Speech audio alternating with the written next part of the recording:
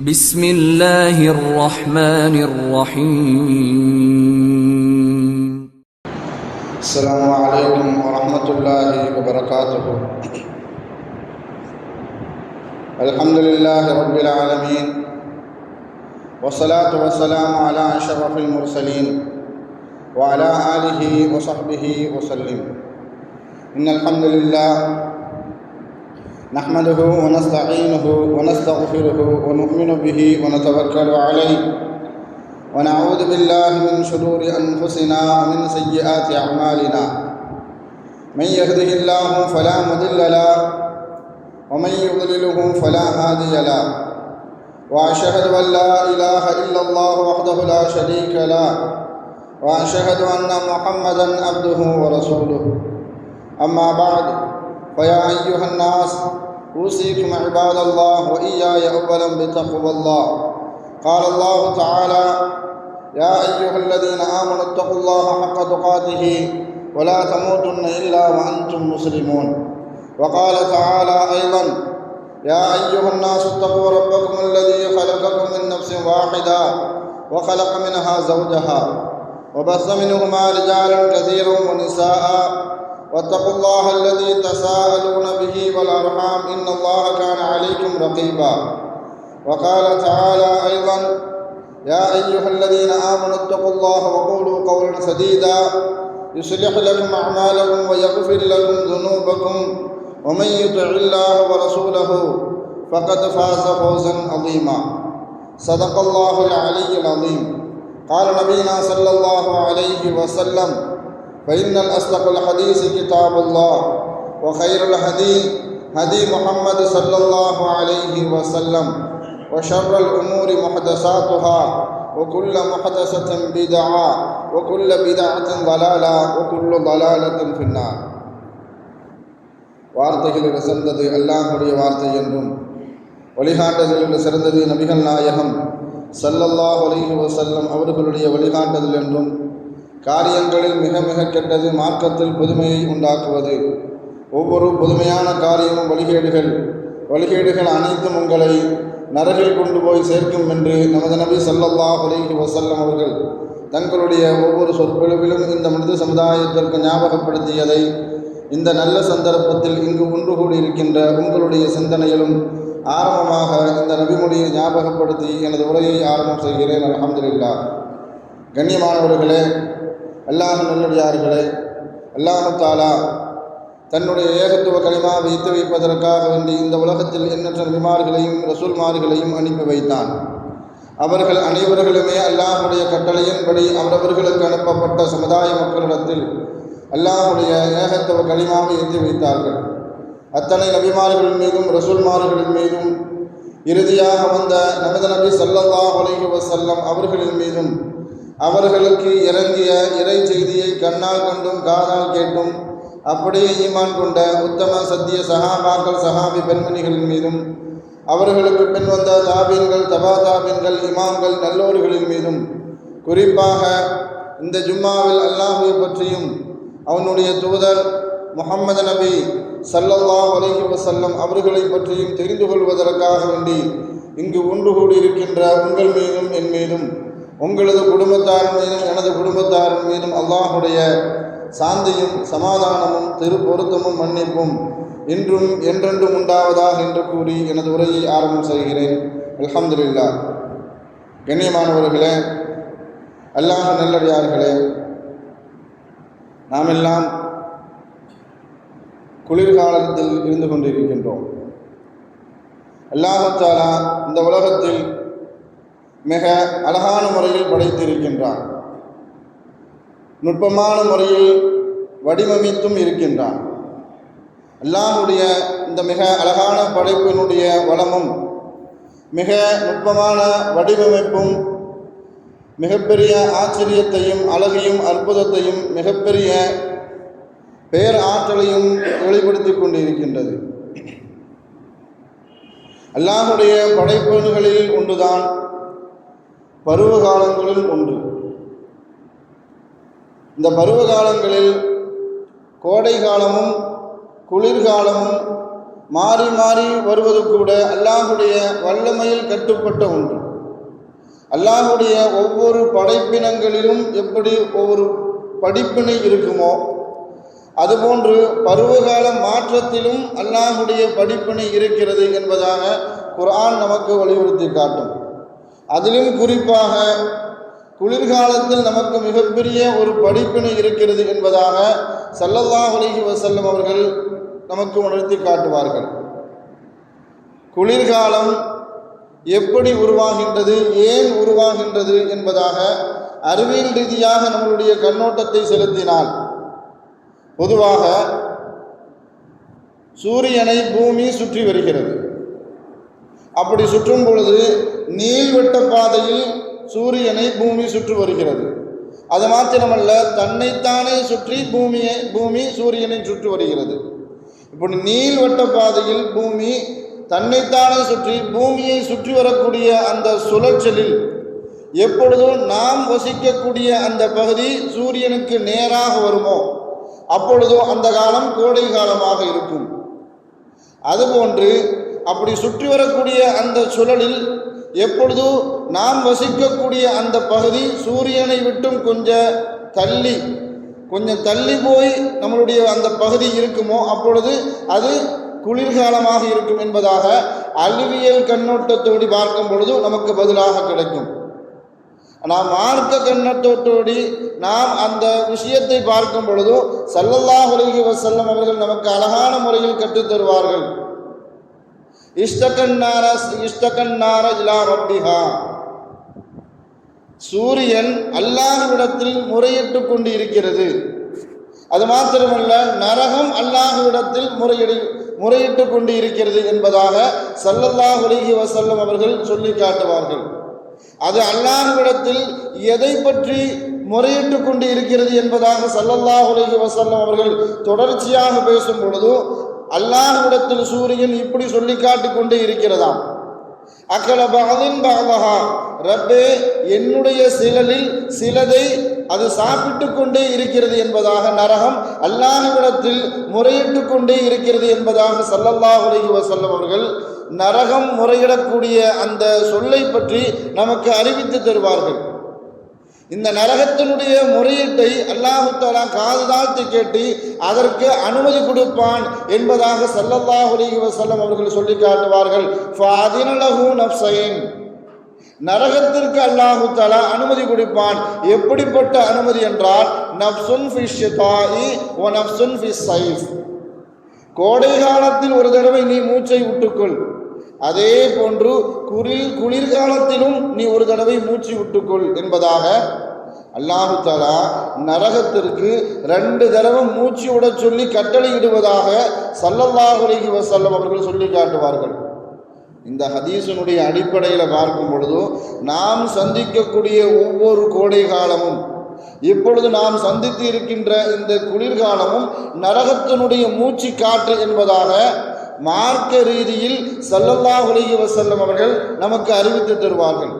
அது மாத்திரமல்ல, அல்லாஹ் தஆலா ஒரு குளிர்காலத்தை உண்டாக்கிவிட்டால் அதற்குண்டான பாதுகாப்பு அம்சத்தையும் அதிலிருந்து பாதுகாப்புக்கூடிய ஒரு தீர்வையும் அல்லாஹ் தஆலா ஏற்படுத்தி இருக்கிறான் என்பதாக குர்ஆனின் மூலமாக நமக்கு அல்லாஹ் தஆலா வழிகாட்டுவான். 16வது அத்தியாயத்தினுடைய 5வது வசனத்தில் அல்லாஹ் நமக்கு உணர்த்தி காட்டுவான். வல் அன்ஆம ஹலகஹா, நான் உங்களுக்கு கால்நடைகளை உங்களுக்காகவே நான் படைத்திருக்கிறேன்.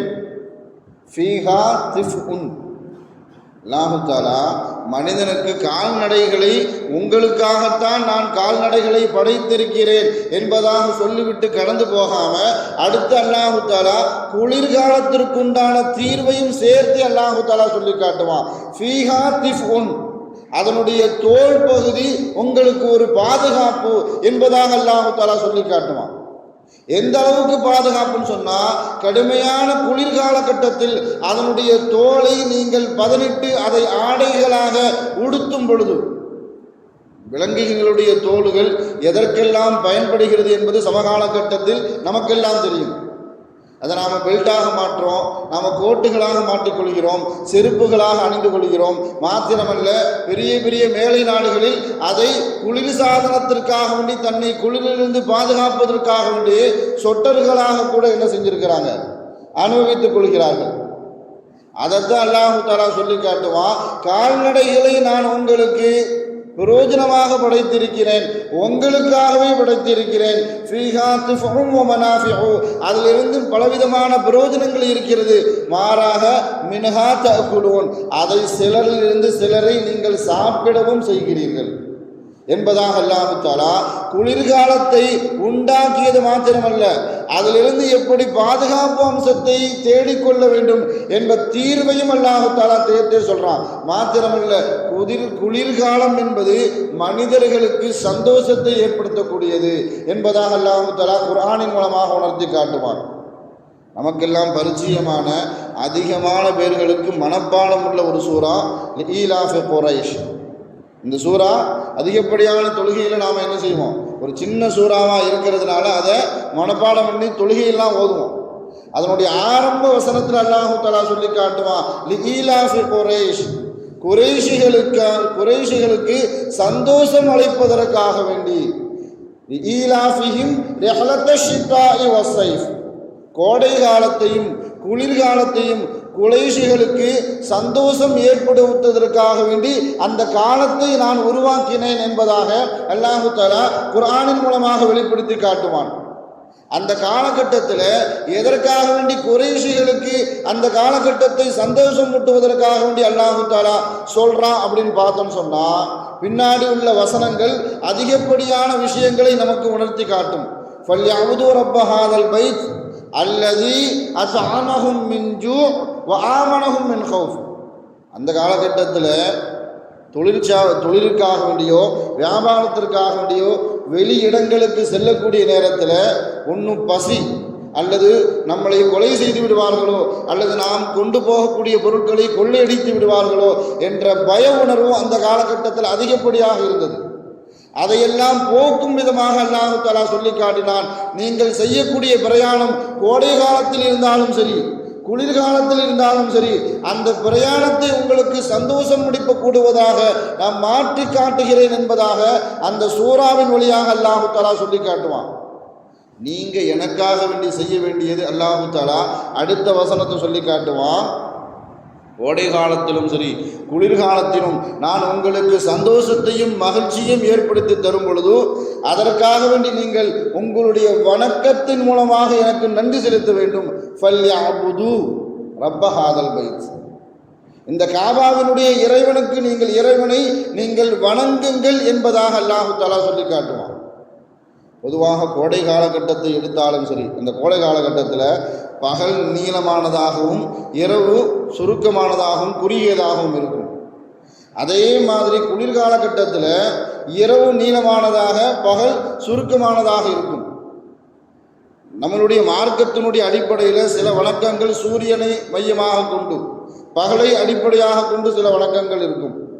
அதே மாதிரி முஸ்லிம்களுடைய வணக்க வழிபாடுகளில் சில வணக்கங்கள் பிறையை அடிப்படையாக கொண்டு இரவை அடிப்படையாக கொண்டு சில வணக்கங்கள் இருக்கும். அதனுடைய அடிப்படையில் கோடை காலகட்டத்தில் சில வணக்கங்கள் செய்வதற்கு மிக சிரமமாக இருக்கும். அதே மாதிரி குளிர்காலகட்டத்தில் சில வணக்கங்களை செய்வதற்கு சிரமமாக இருக்கும்.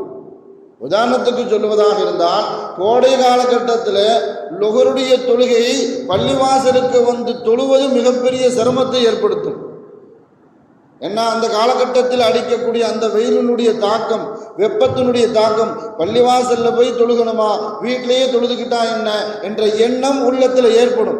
அந்த மாதிரி சிரமமான காலகட்டத்தில் பள்ளிவாசல்ல வந்து தொழுகும் பொழுது அதனுடைய கூலி பன்மடங்காக கிடைக்கும் என்பதாக ஸல்லல்லாஹு அலைஹி வஸல்லம் அவர்கள் உணர்த்தி காட்டுவார்கள்.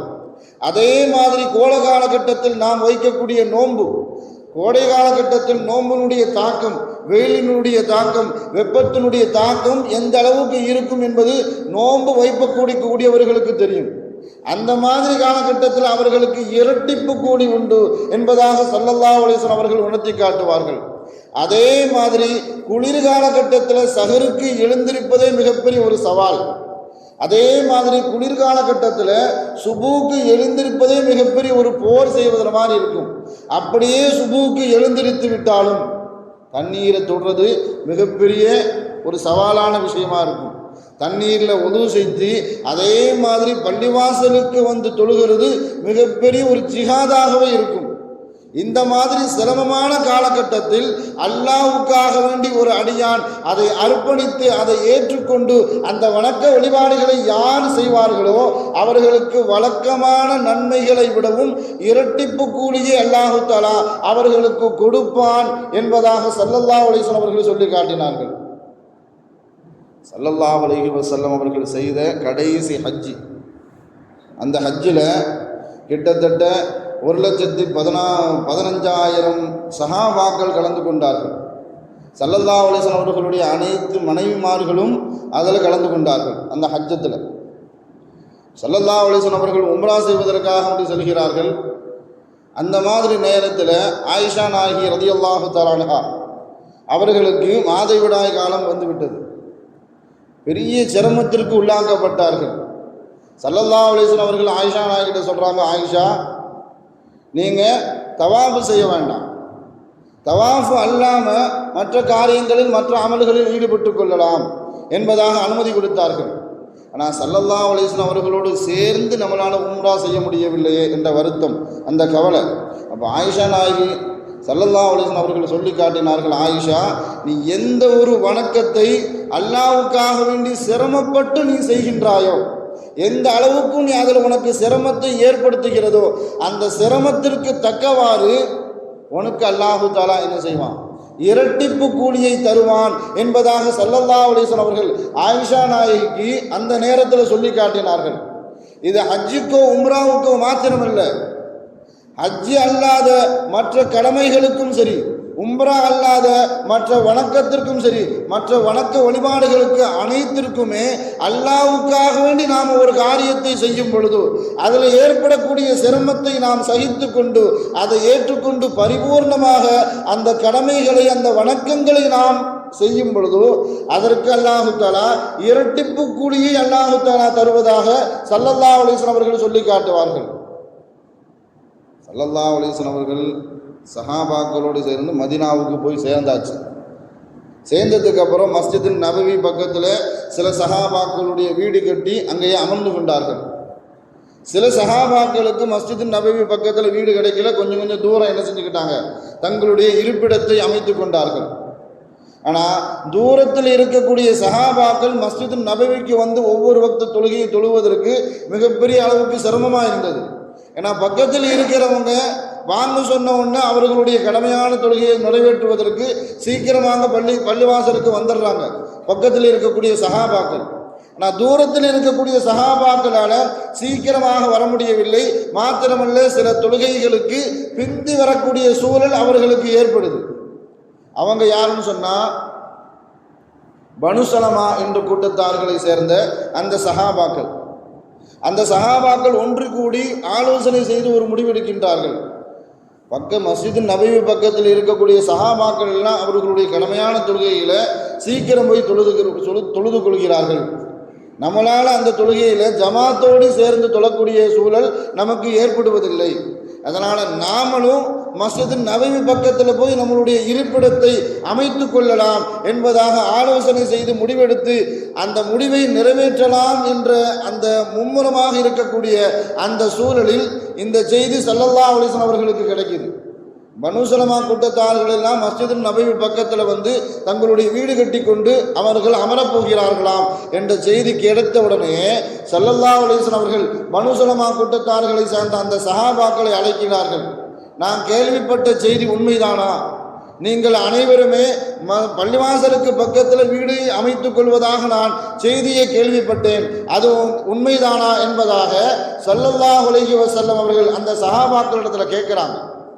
யார் ரசூலல்லாஹ், நாங்கள் தொழுகை வர்றதுக்கு எங்களுக்கு சிரமமாக இருக்குது, ரொம்ப கஷ்டமாக இருக்குது, அது வெயில் காலகட்டத்தில் வந்துட்டு போகிறதுக்கு ரொம்ப சிரமமாக இருக்குது அப்படின்னு தன்னுடைய குறைபாடுகளை ஸல்லல்லாஹு அலைஹி வஸல்லம் அவர்களிடத்தில் சொன்ன நேரத்தில், உங்களுக்கு அது சிரமமாக இருந்தாலும் அல்லாஹு தாலா உங்களுக்கு இரட்டிப்பு கூலியை தருவான். எப்படின்னு சொன்னா, நீங்கள் தூரமாக இருந்து பள்ளிவாசலுக்கு வரும் பொழுது உங்களுடைய ஒவ்வொரு எட்டுக்கும், நீங்கள் எடுத்து வைக்கக்கூடிய ஒவ்வொரு அடிக்கும் அல்லாஹு தாலா நற்கூலியை தருவான். அது மாத்திரமல்ல, அல்லாஹ் குர்ஆன்ல சூரத்து யாசீன்ல சொல்லி காட்டுவான், வனக்துபு மா கத்தமு வஆதாரஹும், அவர்கள் செய்யக்கூடிய எல்லா செயல்களையும் அல்லாஹு தஆலா குறிப்பிடுப்பது மாத்திரமல்ல, அதை அடையாள சின்னமாக அதை அடையாளப்படுத்தி வைப்பான் என்பதாக அல்லாஹு தஆலா சூரத்து யாசீன்ல குறிப்பிட்டு காட்டுவான். அந்த செய்தியை ஸல்லல்லாஹு அலைஹி வஸல்லம் அவர்கள் அந்த பனூ ஸலமா கூட்டத்தார்களை சார்ந்த அந்த சஹாபாக்களுக்கு ஸல்லல்லாஹு அலைஹி வஸல்லம் அவர்கள் எடுத்துரைக்கிறார்கள். நீங்கள் எடுத்து வைக்கக்கூடிய ஒவ்வொரு எட்டுக்கும் அல்லாஹு தஆலா நற்கூலியை எழுதுவது மாத்திரமல்ல, அதை அடையாளமாக அல்லாஹு தஆலா ஆக்கிவிடுவான் என்ற இந்த சுப செய்தியை சொன்ன உடனே, யா ரசூலல்லாஹ், நாங்கள் எங்கு தங்கிக் கொண்டு இருக்கின்றோமோ, எங்களுடைய இருப்பிடம் எங்கு இருக்கின்றதோ அங்கேயே நாங்கள் எங்களுடைய இருப்பிடத்தை, எங்களுடைய வீடை அமைத்துக் கொள்கிறோம் என்று அவர்களுக்கு நன்மையை கொண்டு நன்மாராயம் சொல்லிய அந்த நேரத்தில் அவர்கள் கபூல் செய்து அதையே அவர்கள் பின்பற்ற ஆரம்பித்து விட்டார்கள். நடந்து வர்றதை பெரிய பாக்கியமாக நினைத்தார்கள். தூரத்தில் இருந்து வர்றது கஷ்டமாக இருந்தாலும் சரி, அந்த கஷ்டத்தை இஷ்டப்பட்டு செய்ய ஆரம்பித்தார்கள்.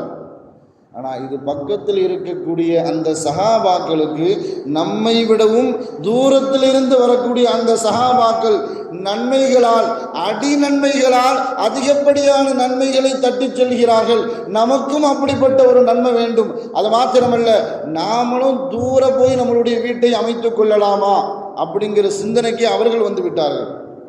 பள்ளிவாசலுக்கு பக்கத்தில் இருக்கக்கூடிய அந்த சஹாபாக்களுடைய எண்ண ஓட்டம் எப்படி காலப்போக்கில் எப்படி மாற ஆரம்பிச்சது அப்படின்னு சொன்னால், நம்மளுடைய வீடுகளையும் தூரமாக இருந்தன்னு சொன்னால், நம்முடைய கால்தடத்தையும் நம்முடைய ஒவ்வொரு எட்டுக்கும் அல்லாஹு தஆலா நன்மைகளை எழுதுவானே, நாமளும் தூரமாகவே நம்மளுடைய வீடுகளை அமைத்துக் கொள்ளலாமா என்ற எண்ணத்திற்கு அந்த சஹாபாக்கள் வந்து விட்டார்கள். ஆனால் இருந்தாலும் நம்மளுடைய வீடை நாம் எட்டுகளின் மூலமாக நாம் நன்மையை சம்பாதிக்கணும் அப்படின்னு சொன்னால், பக்கத்தில் இருக்கக்கூடிய சஹாபாக்கள் அவர்களுடைய நடையை எப்படி மாற்றினார்கள் சொன்னால், வேகமாக நடக்காமல், அவர்களுடைய அடியை அகலமாக வைக்காமல் சுருக்கி கொண்டு எவ்வளவு தாமதப்படுத்த முடியுமோ, எவ்வளவு எட்டுகள் வைத்து பள்ளிவாசலுக்கு வர முடியுமோ அத்தனை எட்டுகள் வைத்து பள்ளிவாசலுக்கு வர ஆரம்பித்தார்கள். ஏன்னா அவர்களுக்கு மாத்திரம் ஒவ்வொரு அடிக்கு கூலி கிடைக்கிறது, நமக்கும் அது போன்ற ஒரு கூலி கிடைக்க வேண்டும் என்று பக்கத்தில் இருக்கக்கூடிய சஹாபாக்கள் இப்படி நடைமுறைப்படுத்த ஆரம்பித்தார்கள் என்பதாக வரலாறு பேசும். தங்களுக்கு ஏற்பட்ட அந்த சிரமத்தை கூட அல்லாஹ்வுக்காக வேண்டி நபியினுடைய கட்டளைக்கு உட்பட்டு அந்த செயலை செயல்படுத்தியதன் காரணமாக அவர்களுடைய செயலுக்காக வேண்டி அல்லாஹு தஆலா இரட்டிப்பு கூலி கொடுத்தான் என்பதுதான் ஹதீஸ் நமக்கு உணர்த்தக்கூடிய ஒரு பாடம். அலி ரலியல்லாஹு தஆலா அவர்களிடத்தில் போய் கேள்வி கேட்டாங்க சில மனிதர்கள், உங்களுக்கு எந்த காரியம் ரொம்ப பிடிக்கும் என்பதாக. அலியே, உங்களுக்கு எந்த காரியம் ரொம்ப பிடிக்கும் என்பதாக அலி ரலியல்லாஹு தஆலா அவர்களிடத்தில் போய் சில மனிதர்கள் கேட்கும் பொழுது அவர்கள் சொல்லி காட்டினார்கள், அக்ரமுல் லைஃப் வல் லர்புல் சைஃப் வ ஸௌமு சைஃப், விருந்தாளிகளை உபசரிப்பது, கண்ணியப்படுத்துவது எனக்கு ரொம்ப பிடிக்கும். 3 காரியங்கள் எனக்கு ரொம்ப பிடிக்கும்னு சொன்னாங்க அலி ரலியல்லாஹு தஆலா. 3 காரியம் எனக்கு ரொம்ப பிடிக்கும். அதில் முதல் காரியம், விருந்தாளிகளை உபசரித்து அவர்களை கண்ணியப்படுத்துவது எனக்கு ரொம்ப பிடிக்கும். அதே மாதிரி அல்லாஹ்வுக்காக வேண்டி, மார்க்கத்திற்காக வேண்டி எதிரிகளோடு சேர்ந்து போர் செய்து வாளேந்து போர் செய்வது எனக்கு ரொம்ப பிடிக்கும். 3வது காரியம், கோடை காலகட்டத்தில் நோன்பு பிடிக்கிறது எனக்கு ரொம்ப பிடிக்கும்னு சொன்னாங்க அலி ரலியல்லாஹு. நமக்கெல்லாம் கோடை காலம் வந்துடுதுன்னு சொன்னாலே நோன்பு பிடிக்கணுமே அப்படிங்கிற கவலை வந்துடும். நம்மளுடைய நோன்பை நாம் எப்படியாவது சஹரில் இருந்து இஃப்தார் வரைக்கும் எப்படியாவது பாதுகாத்து கொண்டு போக வேண்டுமே என்ற கவலை கோடை காலத்தில் நோன்பு வரும்பொழுதுலாம் நமக்கு கவலை பிடிச்சிடும். ஆனால் அலி ரலியல்லாஹு தஆலா அவர்கள் சொல்லக்கூடிய ஒரு விஷயம், கோடை காலகட்டத்தில் நோன்பு வைக்கிறது எனக்கு ரொம்ப பிடிக்கும். ஏன்னு சொன்னால், நோம்பினால் ஏற்படக்கூடிய பசி, நோம்பினால் ஏற்படக்கூடிய தாகம், அதே மாதிரி கோடை காலகட்டத்தில் நோன்பு வைக்கும் பொழுது அதனுடைய தாக்கம் அதிகப்படியான சிரமத்தை ஏற்படுத்தும். அந்த சிரமத்தை ஒரு அடியான் படும் பொழுது, அந்த சிரமத்தை அல்லாஹ் பார்க்கும் பொழுது, அந்த சிரமத்தின் காரணமாக அல்லாஹ் சந்தோஷப்பட்டு வழக்கமாக கொடுக்கக்கூடிய கூலியை விடவும் ஒரு அடியான் சிரமப்பட்டு எனக்காக வேண்டி இந்த சிரமத்தை அர்ப்பணித்துக் கொள்கிறான், ஏற்றுக்கொள்கிறான் என்ற நோக்கத்திற்காக வேண்டி அலி ரலியல்லாஹு தஆலா அவர்கள் சொல்லி காட்டினார்கள். அதிகப்படியான கூலி கோடை காலகட்டத்தில் ஒரு மனிதன் நோன்பு நோற்பதின் மூலமாக கிடைக்கும் என்பதாக அலி ரலியல்லாஹு தஆலா அவர்கள் சொல்லி காட்டினார்கள். சஹாபாக்களிலேயே சிறந்த சஹாபாக்கள் யார்? அஹ்ல சுன்னத்து ஜமாஅத்தினுடைய கொள்கையே ஸல்லல்லாஹு அலைஹி வஸல்லம் அவர்களுக்கு பிறகு சஹாபாக்களிலேயே சிறந்த சஹாபி நாம் கண்ணை மூடிட்டு சொல்ல முடியும், அபூபக்கர் சித்திக் ரலியல்லாஹு அவர்கள் தான் சஹாபாக்களிலேயே சிறந்த சஹாபி. அடுத்தபடியாக உமர் ரலியல்லாஹு, அதற்கு அடுத்தபடியாக உஸ்மான் ரலியல்லாஹு, அதற்கு அடுத்தபடியாக அலி ரலியல்லாஹு. இந்த 4 சஹாபாக்களும் முதன்மையான சஹாபாக்கள் நபிமார்களுக்கு பிறகு என்பதாக நம்மளுடைய கொள்கை. அதுக்கு அடுத்தபடியாக யார் என்று பார்த்தால் அஷரத்துல் முபஷரா என்று ஸல்லல்லாஹு அலைஹி வஸல்லம் அவர்களுடைய நாவால் சுப செய்தி சொல்லப்பட்ட, சொர்க்கத்தை கொண்டு நன்மாராயம் கூறப்பட்ட அந்த 10 சஹாபாக்கள். அதற்கு அடுத்தபடியாக யார் என்று கேட்டால் பத்ரு சஹாபாக்கள் என்பதாக வரலாறு பேசும். அடுத்தடுத்த போர்களில் கலந்து கொண்ட சஹாபாக்கள், உஹது, கந்தக்கு அப்படின்னு வரிசையாக போகும். இப்போ இஸ்லாத்தில் நடந்த முதல் போர், முக்கியமான போர் பத்ர் போர். அல்லாஹ் தஆலா பத்ரை கடமையாக்கும் பொழுது முஸ்லிம்களுக்கு மிகப்பெரிய சோதனை மாத்திரமல்ல, பின்னாடி வெற்றியை கொடுத்தான், அது வேற வரலாறு. ஆனால் இவர்கள் போர் செய்வதற்காக வேண்டி போகவில்லை, வெறும் 2 வாள், மிச்சம் எல்லாமே ஆயுதமாக மறை கிளைகளை உடைத்து கொண்டு சென்றார்கள். மாத்திரமல்ல, அப்போ பத்ர் போர் கடமையாக்கப்பட்டது ஹிஜ்ரி 2 நோம்பினுடைய காலகட்டத்தில் அல்லாஹு தஆலா கடமையாக்கினா அந்த போரை. அரபு நாட்டினுடைய வெயில் வெப்பம் எந்த அளவுக்கு இருக்கும் என்பது அங்கு சென்று வந்தவர்களுக்கெல்லாம் தெரியும். அதே மாதிரி இப்போ இருக்கக்கூடிய கட்டடங்கள் அப்போ இல்லை. அங்கே இருக்கக்கூடிய மலைகளை பார்த்தாலே வித்தியாசமாக இருக்குது. நம்ம ஊர் மலை மாதிரிலாம் இல்லை, மலைகளை பார்த்தாலே வித்தியாசமாக இருக்குது. அங்கே இருக்கக்கூடிய பாலைவனத்தில் அந்த சுடு மணலில் அந்த 313 சஹாபாக்களும் சில பேருக்கு அந்த சூட்டை சமாளிக்கின்ற அளவுக்கு செருப்பு கூட கிடையாது. அந்த மாதிரி சூழ்நிலையில் இஸ்லாத்தினுடைய முதல் போர், முக்கிய போரான பத்ர் போரை அல்லாஹு தஆலா கடமையாக்கினார். அந்த அனைத்து சிரமங்களையும் தாண்டி அல்லாஹ்வுக்காக வேண்டி வந்து நின்றார்கள். இன்னும் சொல்ல போனால் மக்காவாசிகளை தவிர்த்து மதீனாவாசிகளுக்கு போர் செய்யக்கூட தெரியாது, எல்லாருமே விவசாயிகள்.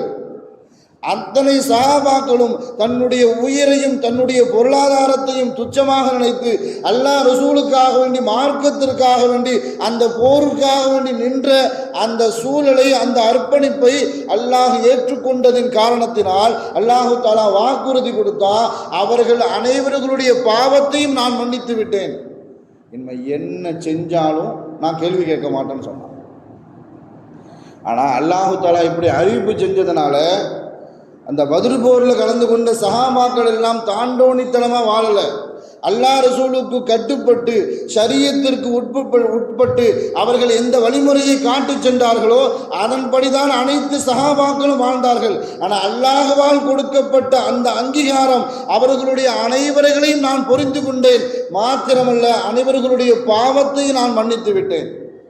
ஸல்லல்லாஹு அலைஹி வஸல்லம் அவர்கள் அந்த பத்ர் சஹாபாக்களுக்கு சிறப்பு செய்ய வேண்டும் என்பதற்காக வேண்டி ஜனாசா தொழுக வைக்கும் பொழுது பத்ரில் கலந்து கொள்ளாத மற்ற சஹாபாக்களுடைய ஜனாசா வரும் பொழுது 4 தக்பீர் கட்டி ஜனாசா தொழுக வைப்பாங்க.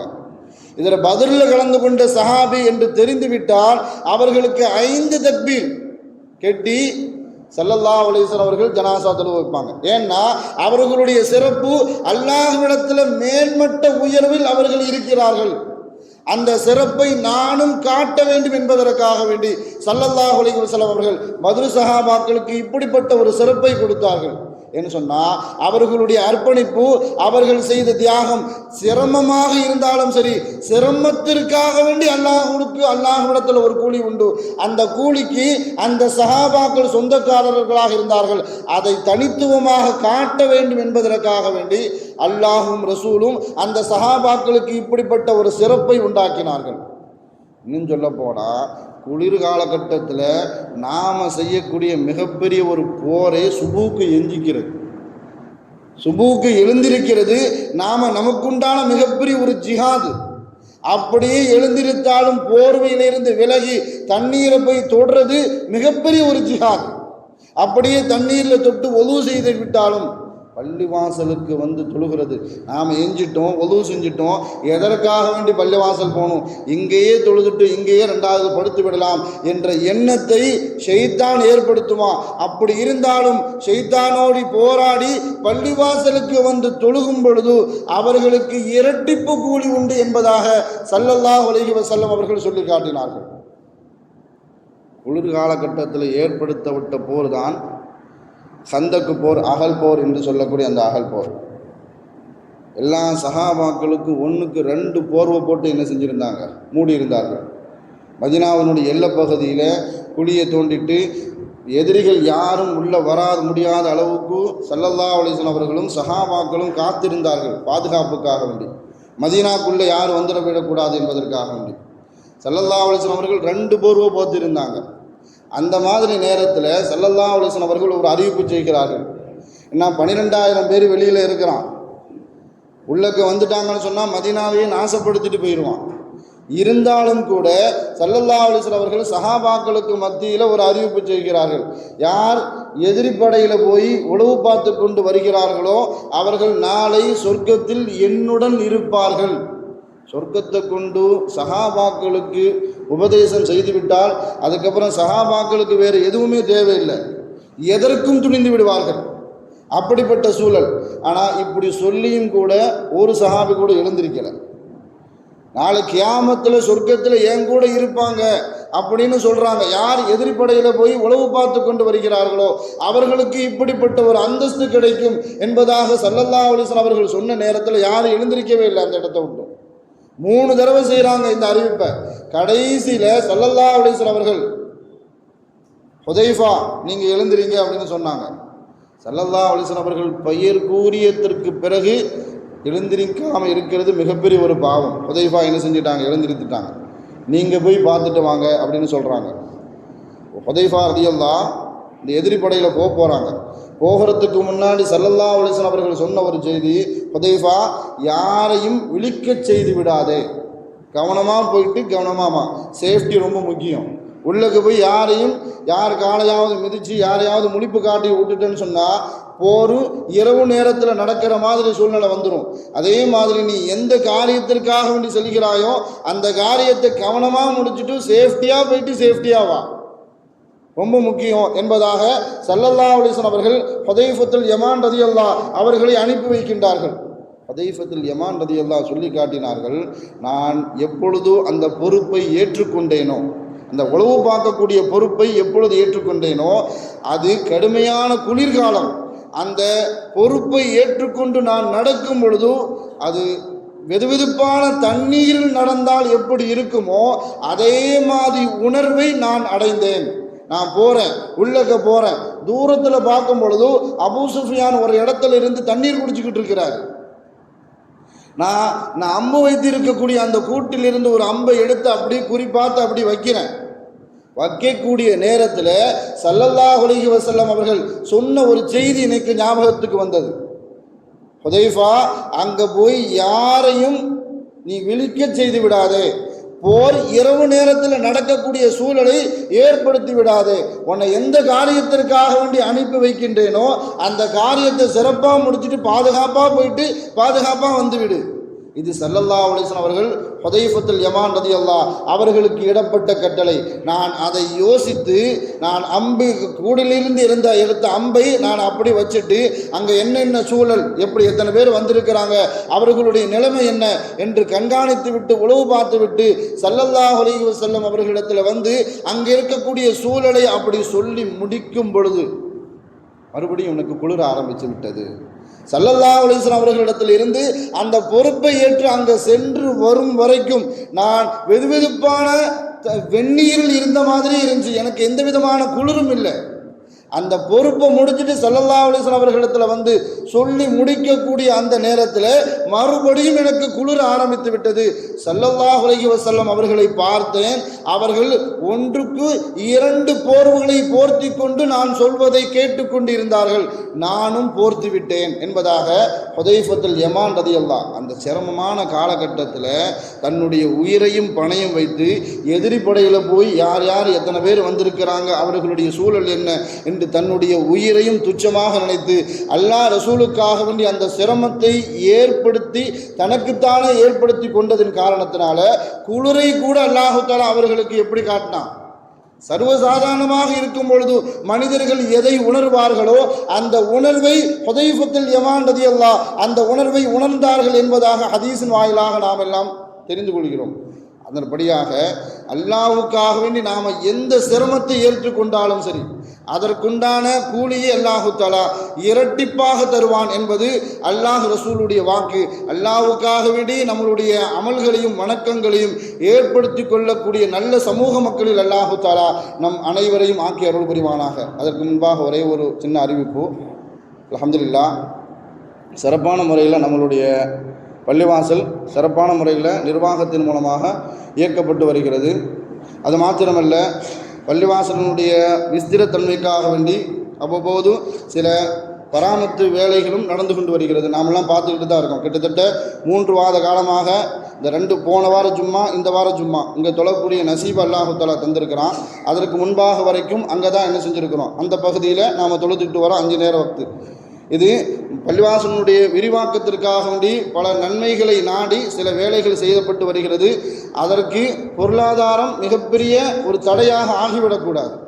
நான் ஸல்லல்லாஹு அலைஹி வஸல்லம் அவர்கள் சொல்லி காட்டும் பொழுது நாம் செய்யக்கூடிய நாம் செய்யக்கூடிய செலவு 1 ரூபாவாக இருந்தாலும் சரி, 1 ரூபாயாக இருந்தாலும் சரி, அந்த 1 ரூபாய் அல்லாஹுடைய கோபத்தை தணிக்கும், அல்லாஹ்விடத்திலிருந்து மன்னிப்பை ஏற்படுத்தி தரும், அல்லாஹுடைய பிரியத்திற்கு அது உட்படுத்தி தரும், அல்லாஹுடைய நெருக்கத்தை அது உண்டாக்கி தரும் என்று சொன்னால் அந்த 1 ரூபாய் நம் ஜோப்பில் இருந்து வெளியே போகுதுன்னு சொன்னால் அது பிரயோஜனமான வழியில் போகணும்.